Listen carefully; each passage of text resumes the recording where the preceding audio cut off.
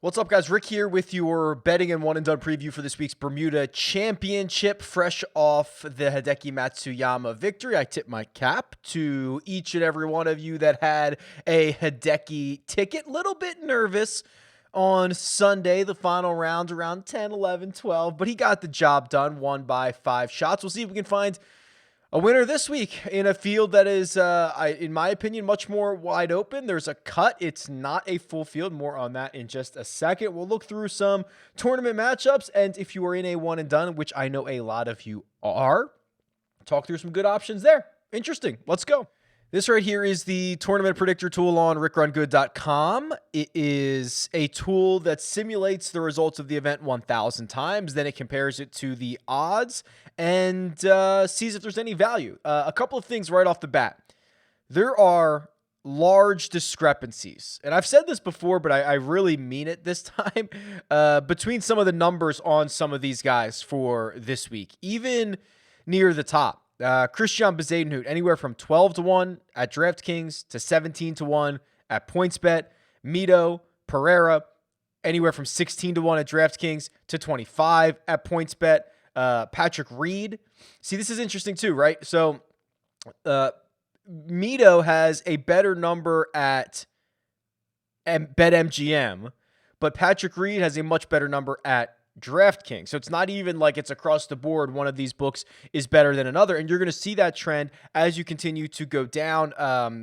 Chad Ramey, I think, is a good example. 28-1 on DraftKings, 40-1 in some other places. So you really want to be shopping this. Use this tournament predictor tool. You can use Odds Checker. That's what I use. They have a grid where you can see the odds. I just think it's really important this week more than most, just because there is not a consensus amongst the industry. Now, to the results. Mido Pereira won 10.5% of the simulations. That is the largest number of anybody. And I guess it makes sense, right? I mean, listen, I love Mido. The idea of how good he has been in the last 6 months or so, the fact that he is a proven winner, the model loves that, right? The model loves win rate. 4 wins in his last 42 starts, all of them coming on the Korn Ferry Tour, 3 of them last season. Great ball striker, high upside. Just look at the strokes gained total numbers if that's all you really want to look at over his last 8 or 10 starts. I mean, it's just been he's been phenomenal. So it's really no surprise to see him be near the top of the simulation. And here he is at the top. So again, 16-1. He's if he wins at 10.4% of the time, he is a value at every single sports book on the planet, because he's anywhere from 16 to 25-1. You can shop it. Caesars has it at 25-1. If you go to RickRunGood.com/bets, Caesars is giving away $5,000 in free bets. It's crazy if you sign up, and they have the best number on Mido Pereira. Then it's followed up by the other big 3 in this field, which is Patrick Reed, Matt Fitzpatrick, and Christian Bezuidenhout, before there is a sizable gap down to kind of the next tier of golfers. So Reed and Fitzpatrick won at about 8.5%, 9% of the time, and then Bezuidenhout won at about 7.3% of the time. Now, anecdotally, you know, Reed at 20-1 or 22-1 at Caesars, which he is right now, is a 9-time winner. It's almost like when Brooks gets to 30 and you just kind of have to auto bet him. Patrick Reed at 22 in a field like this as a 9-time winner, maybe you should be auto betting him. I'm not. I'm going to save my kind of units and build my betting card a little bit differently, just because of what we've seen from Patrick Reed, which is horrendous golf. And I know that he does not need to have form leading into events. He doesn't. But this is such a big red flag for me, losing 6 straight events off the tee, 5 straight on approach, and some of them in sizable numbers. I'm just going to take a pass. I'm more excited to bet on Mido, and I'm more excited to bet on Seamus Power. More on him in just a second. Matt Fitzpatrick, 8.4% of my simulations. It's kind of a fair price, depending on where you're getting him at. If you're getting him at PointsBet, it's very fair. If you're getting him at Caesars, you're getting a little bit of value. If you're getting him at DraftKings, at BetMGM, and FanDuel, you're probably losing a little bit of value. So the number is probably 11 to 1. That's kind of the I don't want to say break-even point, but that's kind of the value line for Matt Fitzpatrick. If you can get him at 11-1 or longer, it's probably a fair bet or a value bet. If you get him at 10-1 or shorter, you're probably giving up the value there if you care about that in just a point or two. And then Christian Bezuidenhout, listen, he's won on, the European Tour. He's played well on the European Tour. I'm not sure this is a particularly great spot for him. Port Royal, very unique golf course in the fact that it's short and you have to be accurate and you've got to be a great ball striker. I'm not sure this is the spot for him, so I'll just take a pass.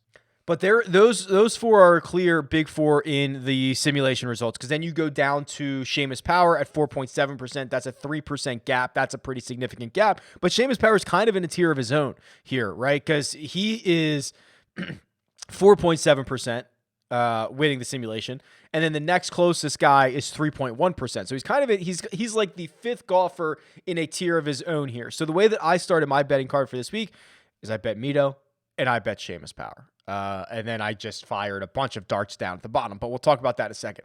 So Seamus is interesting for a couple of reasons. Again, huge discrepancy in his numbers.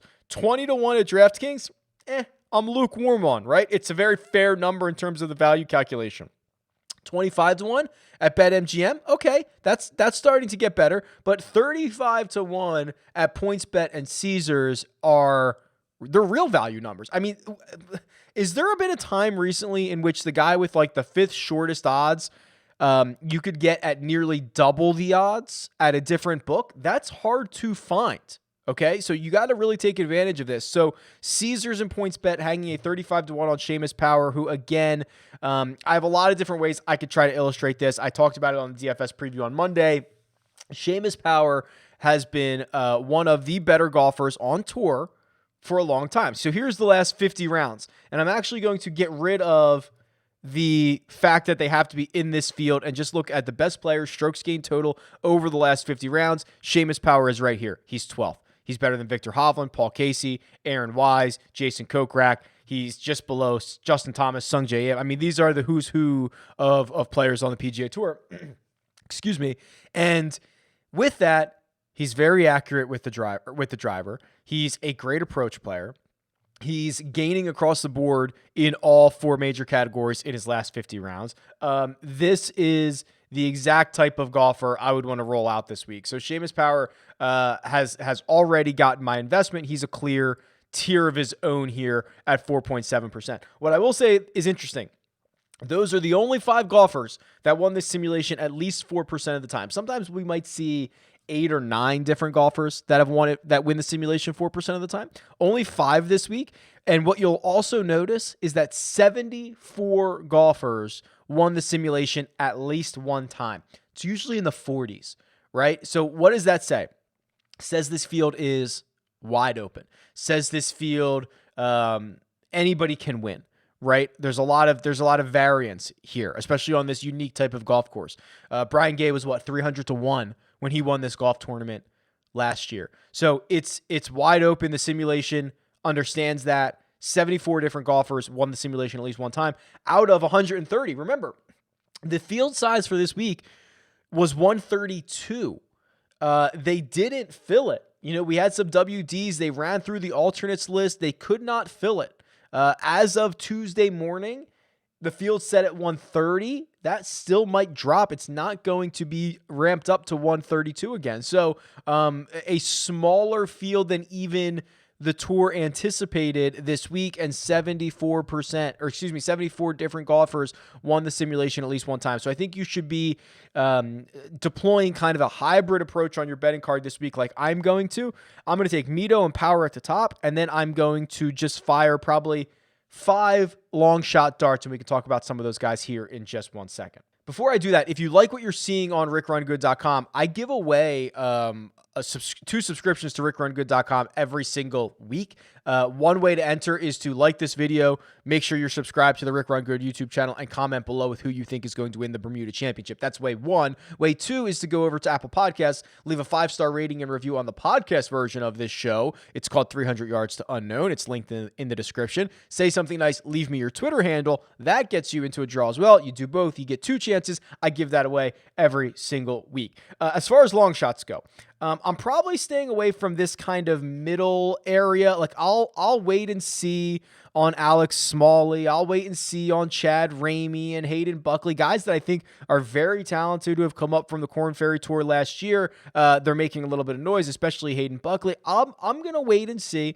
how they do. I'll take a slower approach. I would not mind Patrick Rodgers here. 40 or 45 to 1, depending on where you're looking. And Rodgers has a really unique skill set on the PGA Tour. He's a very good driver and he's a very good putter. Those two things do not normally go together.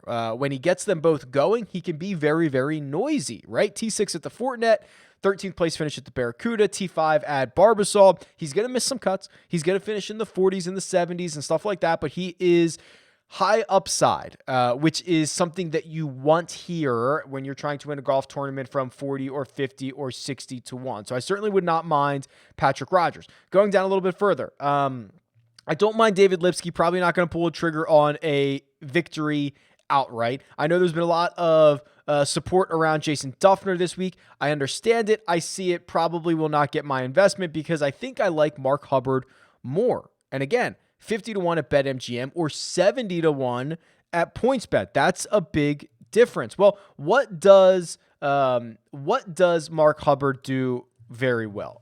Or what does he not do very well? Well, he's a constant loser off the tee in strokes gained tee to green, but it's generally because he lacks the distance. 235th on tour this season. Obviously only a couple of rounds this season, but that's generally the same. Averages, barely 290 yards. So he loses a lot of strokes off the tee based on distance, but he's very accurate and he's going to hit a lot of fairways. And then when you put an iron or a wedge in his hand, now you start to see some confidence. And this is what I'm okay with seeing. Volatile in a good way. I talk about it all the time. Here's the putter. -3 at the Shriners, +5.5 at Fortinet, +3.5 at Wyndham, -2 at the Palmetto, +3, +4, +4. Like, yeah, give me the volatile putter. That's what we want, especially a week like this. This is probably a course that he is licking his chops, that he gets an opportunity to play at. I wouldn't mind Sahith again. We're going to find out. We're going to learn what Sahith is. Different books are giving him different levels of respect. 34 to 1 at FanDuel, 50 to 1 at PointsBet and DraftKings, so you can shop that number. I don't know if we have... I might be cooling on Brian Stewart. I think Brian Stewart is... clearly a very good fit. The course history hasn't been great. The recent form hasn't been great, but we talk all the time. There's 4 or 5 weeks a year you can play guys like Brian Stewart. They show up knowing they are behind the 8 ball most weeks on the PGA Tour. When guys like Brian Stewart get here, they start licking their chops. He's 90 to 1 or 80 to 1. I'm not against it. I'm just probably cooling a little bit on him. The other one that I did bet would be, I don't mind Neesmith either, would be Dylan Wu. So Dylan Wu got a win late last season, I guess I should say, on the Korn Ferry Tour, the Albertsons Boise Open. Sorry.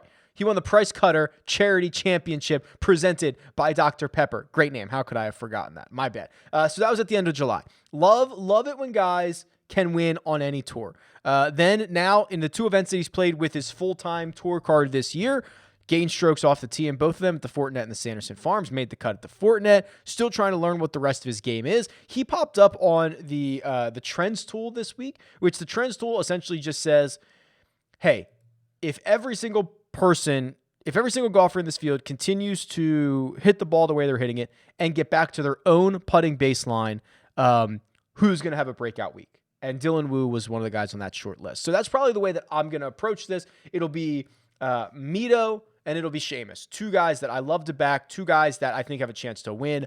I'm not going to miss an opportunity to back those 2 guys. And then I'm going to complete my card with probably 4 60 to 1 or longer guys. And I'll narrow that down some way from, it'll probably be Dylan Wu. Actually, I think I've already bet Dylan Wu. It'll be Dylan Wu. It'll probably be Patrick Rodgers, who I'm not sure is in the 60s, depending on where you're getting him.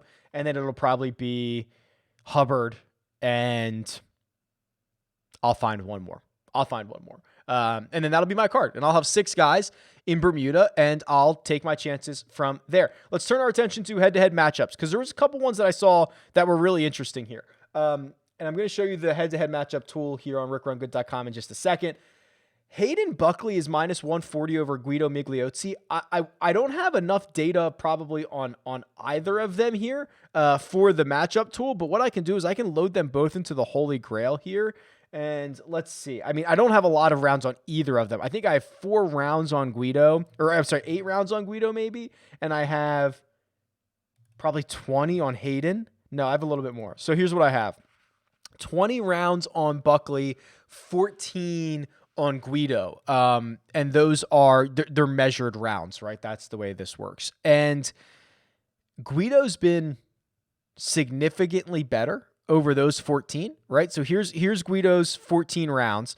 They are a T4 at the U.S. Open, T13 at the Travelers, missed the cut at the Open Championship, 32nd at the Olympics.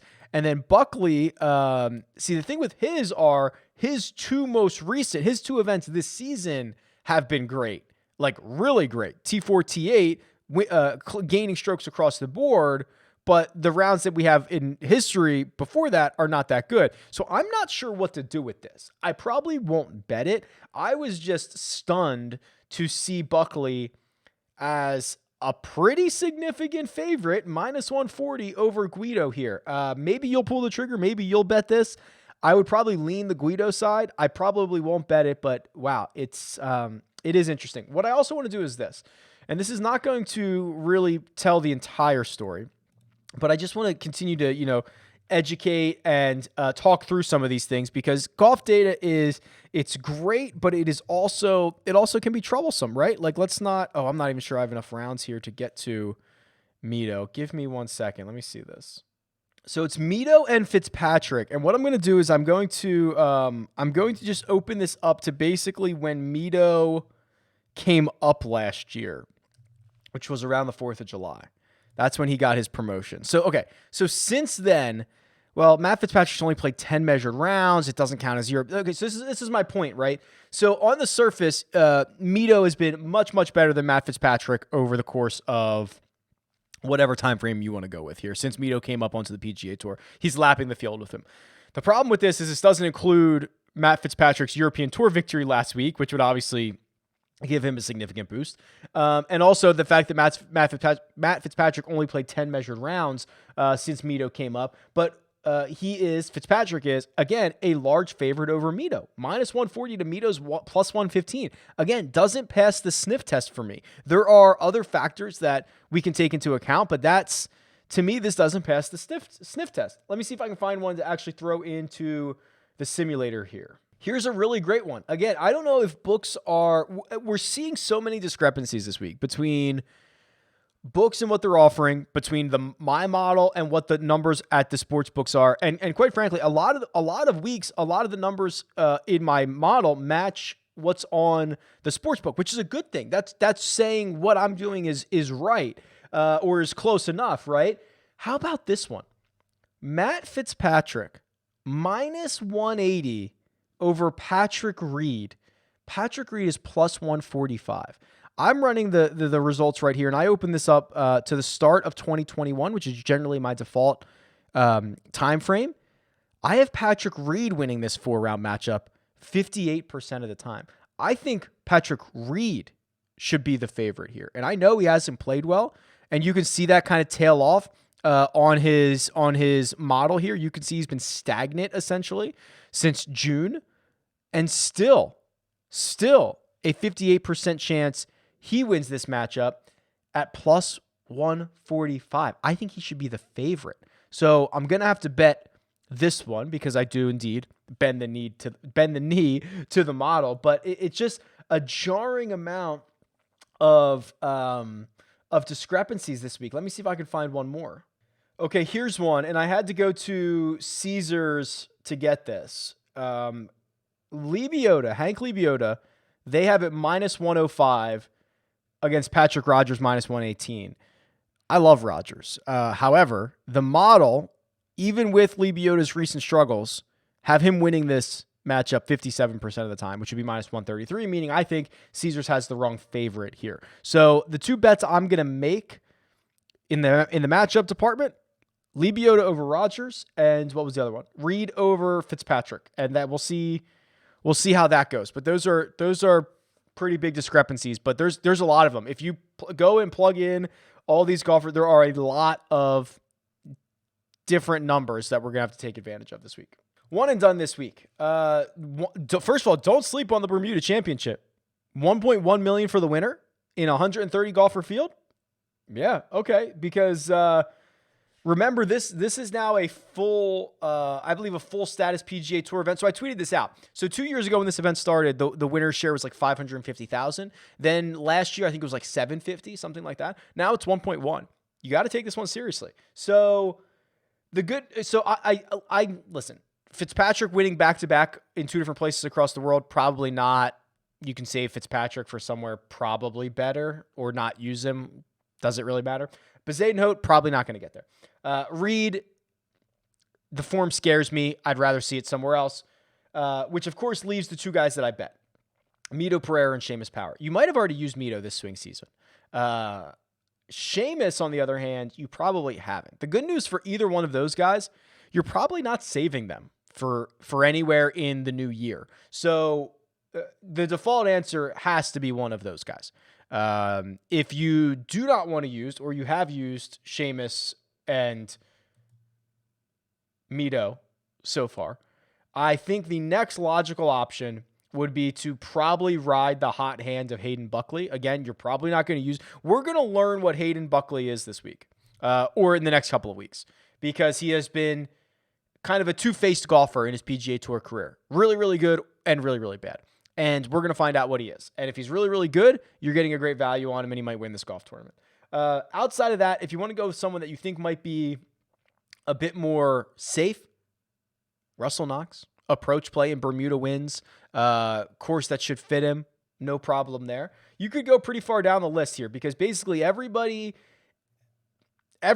in this field, you're not saving, right? You're not saving anybody in this field for an event. You do not have them earmarked. You do not. So you could really just get away with playing anybody. I'm going to get away with playing Mido and Seamus, and I will go from there. Let me know what you think. Let me know who you're playing. Tweet me at RickRunGood.